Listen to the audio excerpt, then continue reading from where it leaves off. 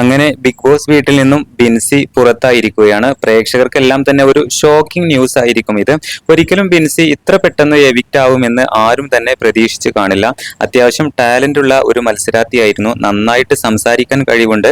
അതുപോലെ തന്നെ ഹൗസിൽ എന്ത് കണ്ടാലും ചൂണ്ടിക്കാണിച്ച് എല്ലാവരോടും നല്ല രീതിയിൽ റേസ് ചെയ്ത് സംസാരിക്കാനുള്ള കഴിവുള്ള ഒരു മത്സരാർത്ഥി തന്നെയായിരുന്നു. ഒരുപാട് മത്സരാർത്ഥികളുമായിട്ട് ബിൻസി പ്രശ്നങ്ങൾ അവിടെ ഉണ്ടാക്കിയിട്ടുണ്ട്, പ്രശ്നങ്ങൾ സോൾവ് ചെയ്തിട്ടുണ്ട്.